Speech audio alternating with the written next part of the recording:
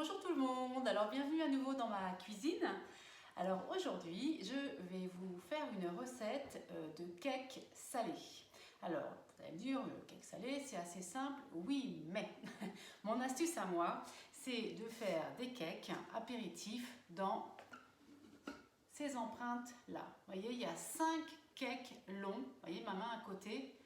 Voilà, ils sont quand même très grands et très fins. Vous savez, c'est la taille idéale pour faire des pâtés en croûte ou alors les petits cakes qu'on achète parfois chez le traiteur ou en grande surface qui coûtent très cher. Écoutez, là, on va les faire dans la cuisine.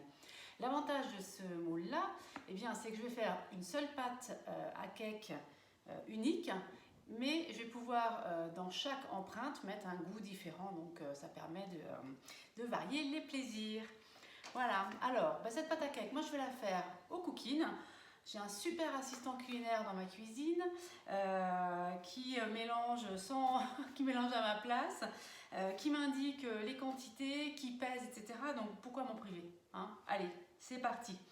Alors quand vous tapez cake, bien sûr, sur le Club Guy de Marle ou sur le robot, bien sûr vous avez une multitude de recettes. Quand c'est pour faire dans les 5 cakes longs, moi je vous conseille de taper 5 cakes salés par exemple. Moi c'est ce que j'ai fait.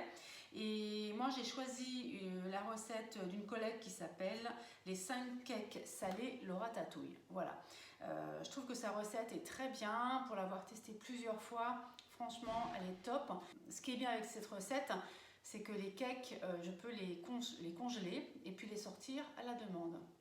Et ma petite astuce, c'est que vous congelez le cake, même si vous le faites la veille pour le lendemain, vous le sortez à peu près 1 heure à l'avance et quand il est à moitié décongelé, vous le coupez et comme ça vous pouvez faire des tranches fines et régulières. C'est beaucoup plus facile que sur un cake frais où parfois ça s'effrite. Allez, on y va. Comme ingrédient, il me faut 6 œufs, bah oui, il y a de la quantité quand même, hein. 40 g d'oignons. Alors 40 g d'oignons, c'est à peu près un petit oignon. Bon, je vous avoue que moi des fois je dépasse un petit peu, ça passe dans les moules, il n'y a pas de souci. 130 g de beurre fondu, j'ai pris un petit peu d'avance. 140 g de comté râpé, voilà, alors si vous n'avez pas de comté, vous mettez du gruyère râpé, ça fonctionne très bien également. 260 g de farine et 2 sachets de levure. Voilà, là j'ai la liste des ingrédients en un coup d'œil, vous avez vu, j'ai touché à rien. Faire la recette. Alors, il me montre qu'il y a 5 étapes. Alors, je lance le pas à pas. Donc, vous commencez à connaître un peu. Et donc là, il me dit épluchez, coupez l'oignon en 4 et mettez-le dans le bol. Alors, je prends mon oignon, je le mets à l'intérieur. Vous vous souvenez le bol qui est grand, logeable, qui fait 2 litres. Vous voyez, j'ai mis mon oignon à l'intérieur. J'ai un jeu de lame à l'intérieur unique qui va me servir pour tout. C'est bien pour mixer, pour mélanger, etc.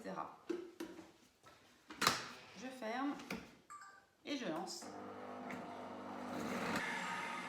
Voilà, il m'a fallu 10 secondes seulement pour mixer l'oignon. Je vous montre, vous voyez, c'est bien mixé. Moi je pleure pas, c'est beaucoup plus facile et beaucoup plus rapide que de le faire à la main. Alors je fais étape suivante. Voilà, là il me dit de mettre le fouet sur les lames. On a un fouet qui est fourni avec le robot. Vous voyez, c'est un fouet, hop, avec 4 pales. Voilà, donc il y en a 2 ici. Vous voyez, qui peuvent servir à émulsionner ou à monter des blancs en neige par exemple.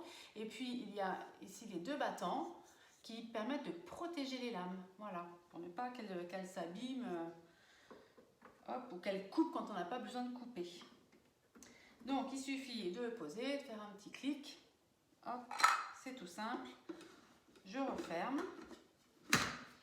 Et là, mon robot, qui est également un robot chauffant, va chauffer pendant 1 minute à 90 degrés, vitesse 3. Je verrouille et c'est parti. Alors voilà, c'est terminé. Étape suivante, ajouter les œufs et la crème et puis fouetter à 40 degrés. J'ouvre, ce sera plus facile pour ajouter les œufs. Alors il y en a 6, c'est parti. Voilà, j'ai mis 6 œufs, je fais suivant. Et là, il me demande 130 g de crème fraîche. Alors, je vais prendre, vous savez, ma super spatule que j'aime bien parce qu'elle va bien au fond du bol. Hop. Donc, 130 g. Alors, moi, j'ai une crème fraîche épaisse. On pourrait mettre une crème liquide, hein, mais avec la crème épaisse, c'est encore meilleur. Donc, la balance est mise en route toute seule. 130 g. Suivant. Voilà, je laisse le fouet, il est indiqué que le fouet est nécessaire. Et là, ça va tourner, ça va donc mélanger et cuire encore un petit peu.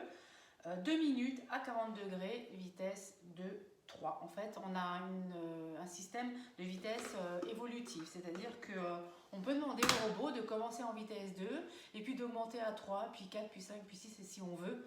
Bon là, en fait, ce qui est programmé, c'est d'abord vitesse 2 pour mélanger, vitesse 3 pour bien mélanger un peu plus. Voilà, c'est parti.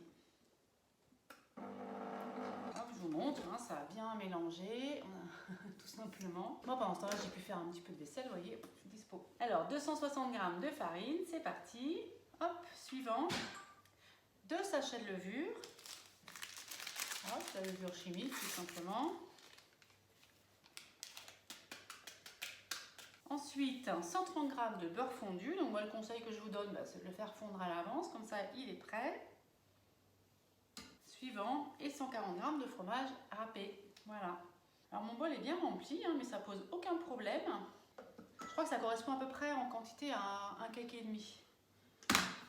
Alors suivant, voilà, le robot est programmé 1 minute 0 degré en vitesse évolutive de 3 à 4. C'est parti. Ça y est, ça a tourné. Hop, étape suivante. La personne qui a rédigé la recette propose de séparer la pâte dans 5 bols différents et de faire des mélanges avec les goûts que l'on souhaite pour chaque cake dans les bols. Moi, vous savez, je suis pour les efforts minimum. Alors, moi ce que je propose, c'est de verser la pâte directement dans les empreintes. Voilà, vous voyez, les 5 empreintes. Donc bien sûr, je l'ai posée sur ma grille perforée, hein, très important. 1 pour soutenir le moule et puis 2 pour que l'air puisse bien passer à travers et puis cuire de façon uniforme. Hein, c'est vraiment la spécificité des flexipans. Hein, vous savez, il y a cette fibre de verre, c'est vrai que j'en parle pas souvent, hein, mais c'est bien un moule français, de qualité française, avec une fibre de verre, du silicone alimentaire dessus, c'est un brevet français. Cocorico. Allez, c'est parti, je débloque, j'ouvre, voilà, j'ai une belle pâte. Hop, regardez, comme c'est beau. Voilà, hein, tout beau, tout bien mélangé. Moi, ça va, je ne me suis pas trop fatiguée. C'est ce qui est bien avec ce robot. Vous voyez, cette cuillère, elle est vraiment top pour aller tout au fond. Voilà. Mes 5 empreintes sont pleines de pâte à cake. Maintenant, je vais mettre une garniture différente dans chaque cake. Alors voilà, j'ai garni mes 5 empreintes avec des garnitures différentes. Je vous montre d'un petit peu plus près. Vous voyez comme c'est joli. Alors pour l'instant, je les ai juste posées dessus. Alors, pour vous donner un exemple, mais après, chacun fait ce qu'il veut. Hein. À gauche, j'ai poulet estragon. Soit vous avez un reste de poulet rôti, par exemple, ça c'est top, vous le coupez en morceaux, vous mettez l'estragon. Si vous avez du citron confit à rajouter encore en plus, c'est encore meilleur. Là, j'en avais pas, donc j'ai juste poulet estragon, mais c'est déjà pas mal. La deuxième, j'ai mis saumon Annette, ultra classique, mais ça fonctionne toujours dans un cake. La troisième, j'ai mis tout simplement, vous savez, une boîte de thon à la tomate. Alors, c'est pareil, c'est tout bête, mais ça, c'est une saveur que tout le monde adore. En général, c'est un des cakes qui part le plus vite, c'est le thon tomate. Ensuite, dans le troisième, j'avais des allumettes de bacon, vous savez, que j'ai acheté comme ça. Alors, il faut savoir que c'est à peu près 50, ouais, moi je dis entre 50 et 70 grammes de garniture par cake. Et donc ce que j'ai fait, c'est que j'ai mis 50 grammes dans l'un et 50 grammes dans l'autre. Dans l'un, j'ai rajouté des olives vertes que j'ai coupées en deux et dans l'autre, j'ai rajouté, vous savez, des tomates séchées, mais confites, enfin tomates séchées mais qui sont dans l'huile. Alors bien sûr, je les égoutte bien. J'ai tout coupé en petits morceaux comme ça dans les cakes. Et ensuite, mon astuce, moi, c'est de mélanger avec une fourchette. Je trouve que c'est encore ce qui est le plus pratique. Alors avant de faire ça, je voulais essayer quelque chose qui est tout nouveau. C'est que j'ai eu la chance d'être sélectionnée par Guy Demarle pour tester des produits qui vont arriver sur la boutique en ligne en exclusivité le 1er mai. Donc moi en exclusivité, j'ai la chance de les tester. On est quelques conseillères comme ça à avoir été choisies. Alors il y a, je ne sais pas si vous voyez derrière moi, il y a toutes sortes. Hop, vous voyez, de petits mélanges comme ça, de graines, d'épices, etc. Là, ce que j'avais envie d'essayer dans mes cakes, ce sont des poudres, mais qui sont très concentrées en saveur. Donc là, par exemple, j'ai une poudre piment d'Espelette, saveur tomate, thym, romarin. Eh bien, j'avais envie de le mettre avec le cake aux olives. Donc je vais saupoudrer, écoutez, on essaye. Mais alors, rien que de sentir, j'ai l'impression d'être devant un plat en Italie, quoi. Donc, hop, j'en mets un petit peu. Je vous dirai ce que ça a donné en goût, mais je pense que ça va être pas mal. Je pense qu'il n'y a pas besoin d'en mettre beaucoup. C'est quelque chose que l'on peut aussi mettre peut-être dans un fromage frais pour accompagner l'apéritif, dans une sauce de salade. Pourquoi pas, voilà. La truffe, je ne vais pas en mettre aujourd'hui parce que c'est quand même assez fort. Je l'ai testé par contre dans une omelette. C'est juste top. Ça sent pareil, ça sent la truffe. On va croquer dans une truffe. Il faut aimer la truffe. Mais voilà, si on le dose bien, c'est juste terrible. Là, j'en ai un troisième. Ail, chèvre et oignon. Et alors, voilà, ça sent vraiment le chèvre. J'ai l'impression de manger un morceau de bûche de chèvre. Ça c'est top, et j'avais envie de le mettre avec les tomates séchées et le bacon. Écoutez, j'essaye, allez, c'est pareil, il faut tenter des choses. Voilà, alors je saupoudre, hop, et puis avec une fourchette, eh bien, je vais les mélanger les uns après les autres. Voilà, je ne sais pas si vous voyez bien, c'est joli hein, comme ça au premier abord. Voilà, et je trouve que c'est avec la fourchette que ça se mélange le mieux. Voilà. Ce qu'il faut, c'est bien incorporer la totalité de la garniture dans la préparation à cake. Alors, je ne sais plus si je vous ai dit, j'ai allumé mon four à 180 degrés, donc là, il est en train de chauffer pendant que je fais mon petit mélange. Alors voilà, j'ai mélangé, vous voyez, hop, toutes mes préparations à l'intérieur des cakes. Mon four est chaud à 180 et je vais enfourner pour 25 minutes. Bien sûr, en fonction de votre four, vous vérifiez. Au bout de 20 minutes, vous plantez un couteau pour voir si c'est cuit ou pas. Voilà, mais écoutez, on se retrouve pour le démoulage. À tout de suite. Alors voilà, mes 5 cakes longs sont cuits. Regardez, ils sortent du four, ça sent hyper bon. J'ai déjà les saveurs des petites poudres que j'ai mis.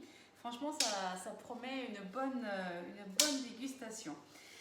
Alors, ouais, bon, là c'est chaud, alors je ne sais pas si je vais pouvoir... Ah si, je peux, vous voyez comme on peut démouler facilement. Hop, je le pose sur une planche.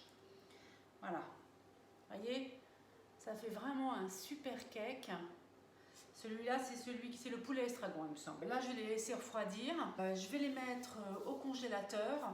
Vous savez, on peut les laisser plusieurs semaines au congélateur sans aucun problème.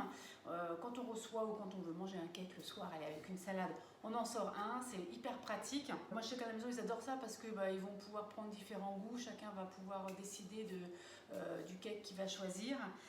Ce moule-là, il est top également pour faire des tartes. Vous savez, des tartes tout en longueur, très tendance. Vous faites une pâte sablée au fond et vous mettez des fruits.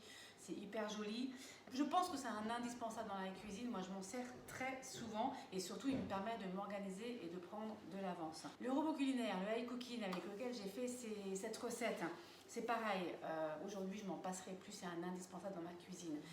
Cette grande tablette connectée, c'est juste une mine de recettes en pas à pas. Je tape un ingrédient, je tape un thème. On a un thème bébé, on a un thème light, on a un thème, bien sûr, on a plat, entrée, dessert, boisson, sorbet.